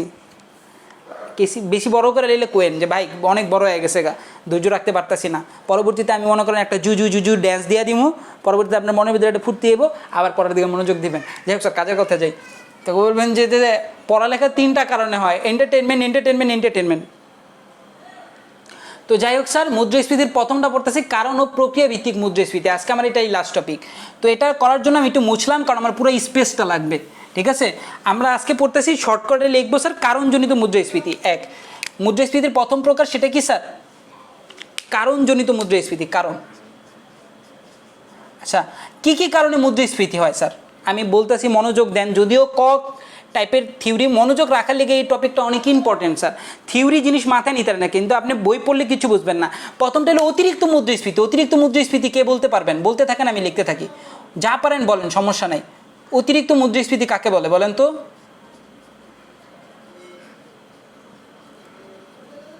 না পারলে নাই, সমস্যা নাই। আচ্ছা স্যার, আমি একটা কথা বলি স্যার, এখন এই জিনিসটা না অনেক বেসিক্যাল জিনিসটা, এটা বোঝাই। আচ্ছা স্যার বলেন তো, বাংলাদেশের টাকার মূল্য কি? টাকা কেন টাকা? আপনার মাথায় কখনো প্রশ্ন আসছে টাকা জিনিসটা কিভাবে হয়? কেউ কি মানি হাইস্ট টিভি সিরিজটা দেখছেন? মানি হাইস্ট, আমি অনেক মুভি দিই, আমি আগেও বলছি। মানি হাইস্ট টিভি সিরিজ দেখছেন? যদি দেখেন তাহলে আমার কথাগুলো বুঝবেন। তো আচ্ছা, টাকার মূল্য কেন এমন হয়? আপনি কখনো বুঝছেন যে বাংলাদেশের টাকা যদি 98 টাকা বা 102 টাকা হয়, তখন $1 হয় লোকে আমেরিকায়? তাহলে এটা কেন হয় স্যার? আমেরিকার টাকার দাম বেশি কেন, আমাদের টাকার দাম কম কেন? এটা কি কখনো ভাবছেন? এটা কি কেউ চিন্তা করছেন? আমার বলতে পারবেন এটা কেন হয়? টাকার মূল্যের কেন পার্থক্য হয় দেশভেদে, মানে দেশভিত্তিক? অনিকা বলতে পারবেন আমারে টাকার মূল্য কেন পার্থক্য হয় স্যার? এটাই পড়ার সাথে কানেক্টেড। আসেন বলেন তো টাকার মূল্য কেন পার্থক্য? আচ্ছা, এটা আমি বোঝাই দিই স্যার। এটার উদাহরণটা এনে হলে রিজার্ভের উপর ভিত্তি করে। এখন বলবেন ভাই রিজার্ভ কি?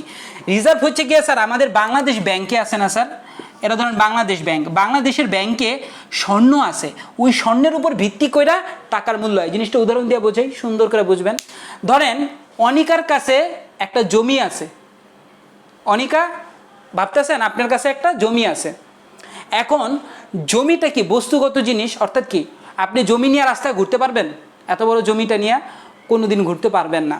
আমি এটা বোঝানোর জন্য এটা বুঝাইতেছি। এটা না বুঝলে আপনি অতিরিক্ত মুদ্রাস্ফীতি কখনো বুঝবেন না। আচ্ছা স্যার, এখন জমিটা নিয়ে কি অনিকা ঘুরতে পারবো রাস্তায়? কোনোদিন ঘুরতে পারবো না।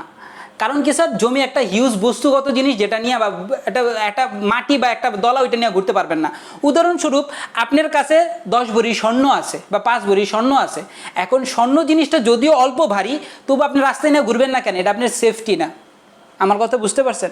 ক্যান্সার যে কেউ চুরি করতে পারে। এখন ধরেন অনিকার যে জমিটা আছে, ওই জমিটার মূল্য হইল গিয়া স্যার 50,000 টাকা। কত টাকা স্যার? আচ্ছা 50,000 টাকা বোঝানোর জন্য উদাহরণ দিতেছি। তাহলে অনিকা জমিটা না নিয়ে ঘুরা, অনিকা কি করছে 50,000 টাকার মূল্যের জমির দলিল নিয়ে ঘুরতেছে। দলিল কেমন স্যার? অনিকা 5টা দলিল ছাপাইছে। কয়টা দলিল ছাপাইছে স্যার? কথা বুঝছেন স্যার? 50,000 টাকার লেগে কয়টা দলিল ছাপাইছে? 5টা দলিল। আচ্ছা প্রত্যেকটা দলিলের মূল্য কত হইব তাহলে আমার বলেন তো? 50,000 টাকার দলিল 5টা ছাপাইছে, মানে 5টা দলিল ছাপাইছে 50,000 টাকার লেগা, জমির লেগা। তাহলে একটা দলিলের মূল্য কত হইতে পারে আমার বলেন তো? বলতে পারবেন? বলেন কেউ কত কত দেখি ব্রেন। তো ধরেন আপনি একটা জমি নিয়ে বেরিয়েছেন, জমির মূল্য 50,000 টাকা, আর এই 50,000 টাকার জমির সমান সমান 5টা দলিল ছাপাইছেন। তাহলে প্রত্যেকটা দলিলের মূল্য কত হইব? প্রত্যেকটা দলিলের মূল্য হবে 10,000 টাকা মূল্য। মানে কি একটা দলিল 10,000 টাকার সমমূল্য। একটা দলিলের মূল্য কত হইবে স্যার? 10,000 করে। আমার কথা বুঝতে পারছেন? আমি কি বুঝাইতে পারছি স্যার? অর্থাৎ আপনি জমি না নিয়ে জমির দলিল নিয়ে ঘুরতেছেন, 5টা দলিল নিয়ে ঘুরতেছেন, প্রত্যেকটা দলিলের মূল্য 10,000। অর্থাৎ কি আপনি কোনো জায়গায় রেস্টুরেন্টে খাইতে গেলে আপনি ওই একটা দলিল দিয়ে বলবেন ভাই আমার রেস্টুরেন্টের খাবারের টাকা কাইটা রেখে দেন, মানে একটা অনেকটা কার্ডের মতন। অর্থাৎ কি স্যার আপনার মূল সম্পদ হচ্ছে জমি, আর জমির যে সম্পদের যে দলিলটা, ওই দলিলটা লইয়া ঘুরতেছেন 5টা দলিল। এখন আপনার 50,000 টাকার মূল্যের সম্পদ আছে, কিন্তু আপনি দলিল ছাপাইছেন 10টা। খেয়াল করেন আগে ছিল 5টা দলিল, এখন কয়টা দলিল ছাপাইছেন? 10টা দলিল। আমার কথা বুঝতে পারছেন? এখন দেখেন 5টা দলিলের মূল্য ছিল কত করে স্যার? একটা দলিলের মূল্য ছিল 10,000 টাকা করে। এখন 10টা দলিলের মূল্য কি আর 10,000 করে থাকবে স্যার? বলেন তো আমারে। তাহলে একটা দলিলের মূল্য কত হইব স্যার? কত হইব স্যার বলেন তো? একটা দলিলের মূল্য কত হইতে পারে বলেন? হ্যাঁ স্যার 5,000 টাকা। কারণ আপনি আগে 5টা দলিল 10,000 ছিল, এখন 10 দিয়ে ভাগ করেন, তাহলে 50,000, মানে কি 50,000 টাকার 10টা দলিল ছাপাইছেন, তাহলে 5,000 টাকা। আমার কথা বুঝতে পারছেন? তাহলে একটু চিন্তা করেন স্যার, একটু চিন্তা করেন স্যার, একটু চিন্তা করেন স্যার। অর্থাৎ দলিল দুইটা একই কালার, একই রঙের, একই স্ট্যাম্প, সবই 500 টাকার দলিল ধরেন, কিন্তু দলিলের মূল্য কমে যেতেছে। কি কারণে স্যার? আপনি সম্পদের তুলনায় যদি দলিল বেশি ছাপান, তাহলে কি আপনার সম্পদের মূল্যের অনুপাতে আপনার দলিলের মূল্য কি হইতেছে স্যার? কমে যেতেছে। আর এই জিনিসটাই ঘটতেছে বাংলাদেশের টাকা নিয়ে কি স্যার? বাংলাদেশের টাকা আসলে কোনো মূল্য নাই। টাকাটা হলো একটা কাগজ, টাকাটা হলো একটা দলিল। আমরা এই দলিল লয়ে ঘুরতেছি স্যার, মূলত আমার কাছে কোনো সম্পদ নাই। তাহলে বাংলাদেশের সম্পদটা কই? বাংলাদেশের সম্পদ হচ্ছে রিজার্ভে। অর্থাৎ বাংলাদেশে যেই পরিমাণ সম্পদ থাকবো ওই পরিমাণ দলিলের মূল্য থাকবো। আমার কথা বুঝতে পারছেন? সম্পদই আছে আপনার 5,000 টাকার সম্পদ, কিন্তু আপনি দলিল যদি 10টা বা 20টা ছাপায়াতন, তাহলে কি আপনার কি সম্পদ বাড়ছে? দলিল বাড়ছে, অর্থাৎ টাকার মজুদ বাড়ছে, কিন্তু স্যার দলিলের মূল্য কমে যেতেছে। আমার কথা বুঝছেন? এই জিনিসটা আপনি টাকার ক্ষেত্রে খাটান, টাকার আসলে কোনো মূল্য নাই। টাকা কি স্যার? একটা দলিল। আমি কি বুঝতে পারছি? তেলে বাংলাদেশের সম্পদ হচ্ছে বাংলাদেশের রিজার্ভ। আর এই রিজার্ভ থেকে জানেন, ওই রিজার্ভে থাকে হইলে বিভিন্ন গোল্ড কয়েন, কথা বুঝছেন, বস্তুগত জিনিস, স্বর্ণের বার, এগুলো রিজার্ভে রাখা দেয়। আর এগুলোর কারণে আমাদের টাকার মূল্য বাড়ে। এখন বলবেন স্যার তাহলে আমেরিকার রিজার্ভ কেন বেশি, বাংলাদেশের রিজার্ভ কেন কম? কারণ বাংলাদেশে তো কামাইতেছে, তাহলে আমেরিকার মূল্য কেন বেশি দলিলের? কারণ হইল গিয়ে চিন্তা করেন, কারণ হইল গিয়ে বাংলাদেশে ব্ল্যাক মানি বেশি। ব্ল্যাক মানি কি স্যার? বাংলাদেশে বিল গেটসের যে আপনার ধনী পাবেন, চিন্তা করেন বিল গেটস থেকে কোটিপতি ধনী বাংলাদেশে আছে। যেমন মুসা নামের একজন ব্যক্তি আছে, SM মুসা না শামসিদ মুসা নামের ব্যক্তি, ওনার সুইচ ব্যাংক টাকা আটকে দিছে। তার মানে কি স্যার? আমরা জানি কারো যদি সম্পদ বেশি হয়ে যায় তখন কি স্যার তারে ইনকাম ট্যাক্স দিতে হয়। আর এই ইনকাম ট্যাক্সের ভয়ে বাংলাদেশের সম্পদ নিয়ে কই জমা করতেছে? একবার চিন্তা করেন তো, আমেরিকার সুইচ ব্যাংকে। অর্থাৎ কি বাংলাদেশের সম্পদ জমা হইতেছে কই স্যার? সুইচ ব্যাংকে, ব্ল্যাক মানির ভয়ে। অর্থাৎ কি স্যার রিজার্ভ কি বাংলাদেশে বাড়তেছে না আমেরিকার বাড়তেছে? আমরা একটা বলদ। আমরা কেন বলদ স্যার? আমাদের সম্পদ দিয়ে আমরা আমেরিকার রিজার্ভ ভারী করতেছি, আর আমাদের এদিক দিয়ে রিজার্ভ কমে যেতেছে, টাকার মান কমে যেতেছে। আমার কথা বুঝছেন? এটা হইল গিয়ে বলদামির চূড়ান্ত পর্যায়ে। বাঙালি কেন বলদ বলা হয়? এটারে বলা হইল গিয়ে রিজার্ভ। এই কারণে বলি স্যার, ধরেন রাষ্ট্রের সরকার রিজার্ভ সব খেয়াল এলো, তার মানে কি আপনি উদার টাকা লইয়া ঘুরতেছেন। শ্রীলঙ্কার ক্ষেত্রে যেটা হয়েছে স্যার, শ্রীলঙ্কায় ওরা রিজার্ভ খেয়াল আইছে, যারা দুর্নীতিবাজ তারা রিজার্ভ খেয়াল আইছে, খালি রয়ে গেছে কি মানুষের কাছে টাকা, আর এই টাকার কোনো মূল্যই নাই। কারণ এই টাকা হইল গিয়ে দলিল। রিজার্ভ যদি না থাকে তাহলে দলিল দিয়ে কী করবেন? যদি আপনি জমি বেচা খেয়ালান, জমির দলিল দিয়ে কী করবেন আপনি? আমার কথা বুঝতে পারছেন? আমার কথা বুঝছেন স্যার?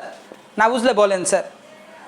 এই জিনিসটারে বলে রিজার্ভ। আর এই জিনিসটা এখন অতিরিক্ত মুদ্রাস্ফীতি কাকে বলে জানেন? অতিরিক্ত মুদ্রাস্ফীতি এটারে বলে 5টা থেকে 10টা দলিল ছাপাইছেন, দলিল বাড়ছে কিন্তু দলিলের মূল্য বাড়ে নাই, তাহলে অতিরিক্ত মুদ্রাস্ফীতি কাকে বলে স্যার? অতিরিক্ত নোট ছাপানোর কারণে, নোট ছাপাইতেছেন কিন্তু আমাদের রাষ্ট্রে রিজার্ভ নাই, রিজার্ভ আছে 50,000 টাকার, অর্থাৎ অতিরিক্ত নোট ছাপানোর কারণে যদি মুদ্রাস্ফীতি সৃষ্টি হয়, অতিরিক্ত নোট ছাপাইছেন, টাকা বাড়ছে, দাম বাড়ছে কিন্তু রিজার্ভ বাড়ছে, রিজার্ভ না বাড়ার কারণে মূল্য বাড়ে নাই, এটারে বলে অতিরিক্ত মুদ্রাস্ফীতি। তাহলে অতিরিক্ত মুদ্রাস্ফীতি কাকে বলে স্যার? অতিরিক্ত মুদ্রাস্ফীতি বলে ওইটারে যে অতিরিক্ত মুদ্রা বা কাগজি মুদ্রা ছাপানোর কারণে যে মুদ্রাস্ফীতি সৃষ্টি হয় তাকে অতিরিক্ত মুদ্রাস্ফীতি বলে। আমি কি বুঝতে পারছি? তাহলে অতিরিক্ত মুদ্রাস্ফীতির কারণ কি স্যার? অতিরিক্ত নোট ছাপানোর কারণে, অতিরিক্ত নোট ছাপানোর কারণে, ছাপানোর কারণে দেখেন অতিরিক্ত নোট ছাপাইতেছেন স্যার, এর কারণে কি বাড়তেছে স্যার? মানুষের কাছে অর্থের মজুদ বাড়তেছে, ওই যে মুদ্রাস্ফীতির ওই বিষয়টা, মানুষের কাছে মজুদ বাড়তেছে, কথা বুঝতে পারতেছেন? মানুষের কাছে মানি সাপ্লাই বাড়তেছে, মানুষের কাছে দাম বাড়তেছে কিন্তু অর্থের মূল্য কমে যেতেছে, ক্যান্সার অতিরিক্ত নোট ছাপানোর কারণে। এই কারণে এটা বলছে কারণজনিত মুদ্রাস্ফীতি। অতিরিক্ত নোট ছাপানোর কারণে যে মুদ্রাস্ফীতির সৃষ্টি হয়, মুদ্রাস্ফীতি সৃষ্টি হয় তাকে ডট ডট দিয়ে দিলাম, মানে কি তাকে অতিরিক্ত মুদ্রাস্ফীতি বলে। আমি কি বুঝতে পারছি স্যার? না বুঝলে প্রশ্নের উত্তর দেন। আমার কথা বুঝছেন? আমার কথা বুঝছেন? আচ্ছা, অতিরিক্ত নোট ছাপানোর কারণে যে মুদ্রাস্ফীতির সৃষ্টি হয় তাকে কি বলে স্যার? অতিরিক্ত মুদ্রাস্ফীতি বলা হয়ে থাকে। ঠিক আছে স্যার। পরেরটা হলো ঘাটতি পরিচিত মুদ্রাস্ফীতি। পরেরটার নাম কি স্যার? ঘাটতি পরিচিত মুদ্রাস্ফীতি। তাহলে অতিরিক্ত মুদ্রাস্ফীতি গেল, পরেরটা কি স্যার? ঘাটতি পরিচিত মুদ্রাস্ফীতি। আমি লিখতেছি স্যার, পরেরটার নাম কি স্যার? ঘাটতি পরিচিত মুদ্রাস্ফীতি।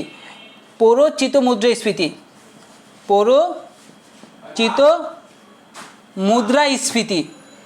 আচ্ছা, ঘাটতি পরিচিত মুদ্রাস্ফীতি কাকে বলে স্যার? এখন আমি বলি স্যার, এই জিনিসটা বোঝায় বলি। ধরেন আপনার ঘরের প্রধানকে, বলতে পারবেন আপনার ঘরের প্রধানকে? বাবা। আর পরিচালনা করে কে? মা। আচ্ছা, এখন চিন্তা কর, এখন আমি একটু বলি স্যার, আঙ্গ রাষ্ট্রের প্রধানকে বল। রাষ্ট্রের প্রধানকে? সরকার? না স্যার, রাষ্ট্রের প্রধান হচ্ছে জনগণ, কারণ বাংলাদেশের রাষ্ট্রের আয়ের উৎস কি স্যার? জনগণ। আর চালায় কে স্যার? সরকার। তাহলে এই জিনিসটা আমি আপনাদের বোঝাই, ঘাটতি জিনিসটা কি?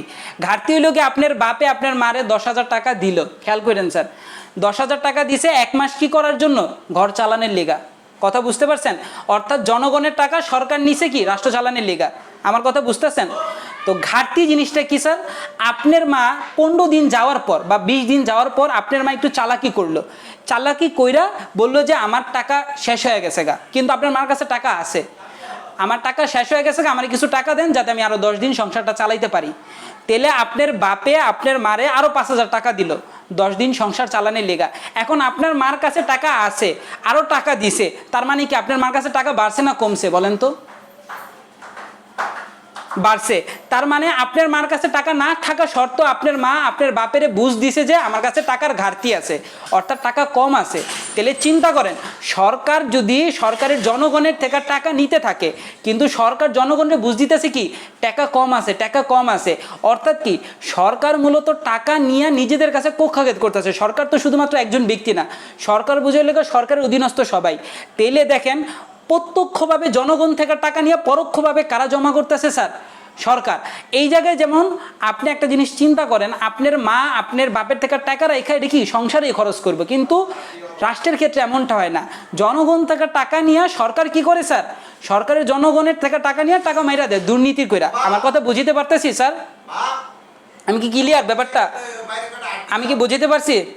তার মানে কি স্যার? প্রত্যক্ষভাবে জনগণ থেকে টাকা নিয়ে স্যার পরোক্ষভাবে টাকার মজুদ বাড়ায় দিতেছে। আমার কথা বুঝছেন? অর্থাৎ কি মিথ্যা মিথ্যা ঘাটতি দেখায় জনগণ থেকে বেশি বেশি টাকা নিয়ে, অর্থাৎ জনগণের দলিল বেশি ছাপাইতেছে, জনগণের টাকা বাড়তেছে, কিন্তু অর্থের মূল্য বাড়তেছে না স্যার। মুদ্রাস্ফীতির একটা প্রধান অন্যতম কারণ কি স্যার? অর্থের যোগান বাইরে যাবে, অর্থের যোগান বাইরে যাবে। আর যখন আপনি বারবার ঘরের ভিতরে ঘাটতি দেখাবেন, টাকা নাই টাকা নাই, তখন আপনার বাপে যেমনি হোক বাধ্য হয়ে টাকা জোগাড় করার চেষ্টা করবে, এর মাধ্যমে কি হবে? অর্থের যোগান বাইরে যাবে গা। আর এই যোগান বাড়ার কারণে স্যার যে মুদ্রাস্ফীতির দাম বৃদ্ধি পাবে তার নামই কি ঘাটতিজনিত মুদ্রাস্ফীতি। অর্থাৎ টাকা কম দেখায় দেখায় যেই টাকা বৃদ্ধি পায় তাকে বলে লেগে ঘাটতিজনিত মুদ্রাস্ফীতি। না বুঝলে বলেন, না বুঝছেন না বুঝেন নাই? তাহলে কি ঘাটতি বাজেটের কারণে, ঘাটতি বাজেট মানে কি স্যার? সংসার চালানোর যে টাকাটা, বাজেট বলতে বোঝাইল গিয়া কি খরচ করার টাকা। তাহলে ঘাটতি বাজেট সহজ ভাষায় যেটা বোঝেন, ঘাটতি বাজেটের কারণে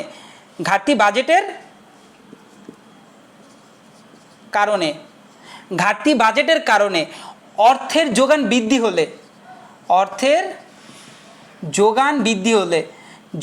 বৃদ্ধি হলে যে মুদ্রাস্ফীতির সৃষ্টি হয়,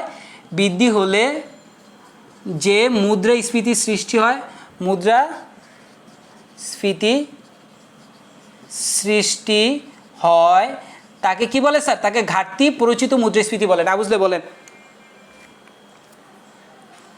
ক্লিয়ার? দেখেন 3 নাম্বারটা দেখেন, 3 নাম্বার ঘুরে ফিরে কিন্তু একই জিনিস, কিন্তু স্যার আপনার প্রত্যেকটা টপিক বুঝতে হবে জিনিসটা কেমনে হইতেছে। পরেরটা কি স্যার? পরেরটা হইল প্রসারিত ঋণের মুদ্রাস্ফীতি। নাম কি স্যার? প্রসারিত ঋণের মুদ্রাস্ফীতি। নাম কি স্যার? প্রসারিত ঋণের মুদ্রাস্ফীতি।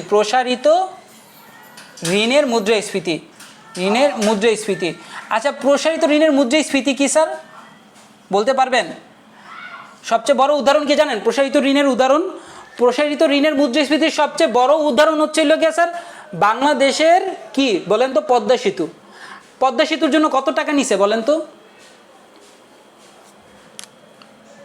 1000 কোটি টাকা। আচ্ছা ধরেন ঋণের প্রথম দিকে যখন 1000 কোটি টাকা সরকার আনছে, খেয়াল করেন, আপনি ভাবেন আপনার কাছে 1 টাকাও নাই, ঠিক আছে? আপনি আপনার বন্ধুর থেকে 500 টাকা ধার নিছেন। এখন আপনি ভাবেন যে প্রথম দিকে 500 টাকা পাওয়ার পর আপনি কি উড়াধুরা ভাঙবেন? আপনার কাছে টাকা বাইরে যে বোকা, বা আপনি বন্ধুর থেকে টাকা নেওয়ার পর উড়াধুরা ভাঙবেন। পরের কথা বাদ, পরে কি আবার টাকাটা তো দিতে হবে। আমার কথা বুঝেন নাই স্যার?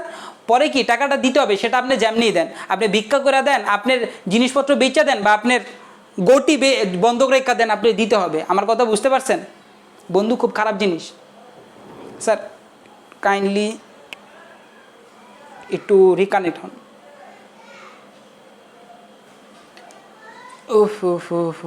দাঁড়ান একটু ওয়েট করেন, কাইন্ডলি কানেক্ট হয়ে গেছে।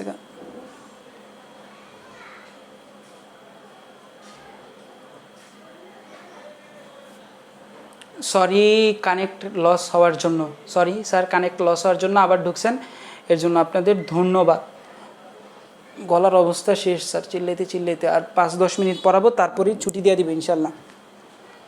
কথা বুঝতেছেন আমার? আচ্ছা, প্রসারিত ঋণের প্রভাব কি স্যার? ঋণের প্রথম দিকে ধরেন আপনি যদি 1000 টাকা আপনার বন্ধুর থেকে ধার নেন প্রথম দিকে, তখন কি আপনার কাছে 1000 টাকা থাকে? তখন কি আপনার কাছে সম্পদ অর্থাৎ টাকার যোগান বেড়ে জায়গা। পরের কথা বাদ দেন, পরের দিকে তো আপনার আবার চিপড়ায় টাকাটা পরিশোধ করতে হবে। আমার কথা বোঝেন নাই?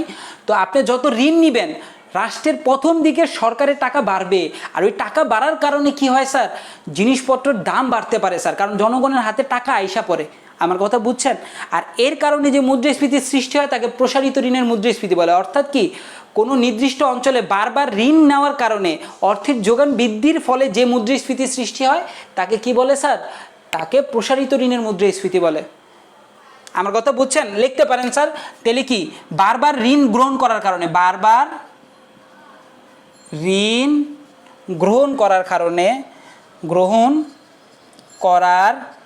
কারণে যে মানে অর্থের যোগান বৃদ্ধির ফলে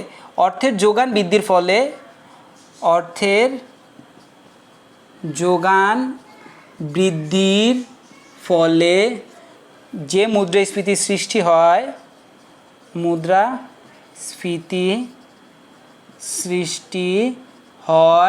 তাকে প্রসারিত ঋণের মুদ্রাস্ফীতি বলে। না বুঝলে বলেন।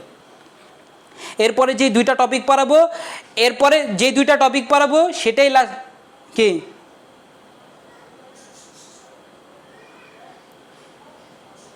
আচ্ছা ঠিক আছে বাপ। তাহলে এরপরের যে দুইটা টপিক, জাস্ট টপিকগুলোর নাম বইলা দেই। এরপরের দুইটা টপিক সবচেয়ে ইম্পর্টেন্ট, পরীক্ষায় দুইটাই আসে। এক হলো চাহিদা বৃদ্ধিজনিত মুদ্রাস্ফীতি, আর একটা হলো কি ব্যয় বৃদ্ধিজনিত মুদ্রাস্ফীতি। এই দুইটাই পরীক্ষা মানে পরের টপিক আসে। এটা নেক্সট ক্লাসে ইনশাল্লাহ আমরা পড়াবো, প্যারা নাই চিল। তো আমি লেখা দিলাম টপিক দুইটার নাম লেখা দিলাম। একটা কি স্যার? চাহিদা বৃদ্ধিজনিত মুদ্রাস্ফীতি, এটা কোনটার কারণের মধ্যে? চাহিদা বৃদ্ধিজনিত মুদ্রাস্ফীতি, আরেকটা কি স্যার? আরেকটা ব্যয় বৃদ্ধিজনিত মুদ্রাস্ফীতি। কথা বুঝছেন? এই দুইটা জিনিস আমরা ইনশাল্লাহ নেক্সট ক্লাসে পড়াবো। এই দুইটা জিনিস আছে, আর এছাড়াও আমরা আরও প্রকারভেদগুলো শেষ করব। তো এই দুইটাই পরীক্ষা ভেরি ভেরি ইম্পর্টেন্ট, লেখা রাখেন স্যার। বলেন। হ্যাঁ স্যার, হ্যাঁ হ্যাঁ হ্যাঁ হ্যাঁ হ্যাঁ হ্যাঁ। কারণ ও প্রকারভেদের মধ্যে টোটাল কয়টা আছে বলেন তো? আমি 3টা পড়াইছি, আরও 2টা বাকি। অর্থাৎ কি কারণ ও প্রকারভেদের মধ্যে কয় প্রকার স্যার? 5 প্রকার। আমার কথা বুঝছেন? কারণ ও প্রকার কয় প্রকার স্যার? 5 প্রকার। আমরা জাস্ট 2 প্রকার পড়াই স্যার, 2 প্রকার আর 3 প্রকার পড়াই স্যার, 2 প্রকার আছে, মানে 2টা সংজ্ঞা আছে। এই 2টাই সবচেয়ে ইম্পর্টেন্ট, এটার বলে ভেরি ভেরি ইম্পর্টেন্ট। পরীক্ষা এমন কোনো গোড়ার গ আসে নাই যেটা এই 2টা টপিক আসে নাই। ভিভিআই মানে কি 65% এই প্রশ্নটা আসছে যদি মুদ্রাস্ফীতি আসে। কথা বুঝছেন? যদি ম্যাথ না এসে থিওরি বলে তাহলে এই 2টা আসে, চাহিদা বৃদ্ধিজনিত মুদ্রাস্ফীতি, ব্যয় বৃদ্ধিজনিত মুদ্রাস্ফীতি। আমি টেস্ট পেপার দেখাবো, আপনারা করাবো, প্যারা নাই। তো আজকে এতটুকুই স্যার, বেশি প্যারা নিতেছি না স্যার, কারণ তো অনেক ক্লাস আমিও করে লাইছি। আর আমি এত চাপ নিয়ে কেন করাইতেছি কেন জানেন? সামনে আমার MBA পরীক্ষা, আমার মাথা পুরো হ্যাং খেয়ে রয়েছে। কথা বুঝছেন? তো এই কারণে আমি যত তাড়াতাড়ি একটু শেষ করে দেবো আমার লেগে ভালো হয়। যাই হোক স্যার, পরবর্তীতে ইনশাল্লাহ ধৈর্য নিয়ে আইসেন। আর আজকে এতটুকুই পর্যন্ত, ভালো থাকেন, সুস্থ থাকেন, বাই। আর আমি ভিডিওটার রেকর্ডটা অফ করতেছি এখন। আপনারা কোনো কিছু বলতে চাইলে রেকর্ড অফের পর বলতে পারেন।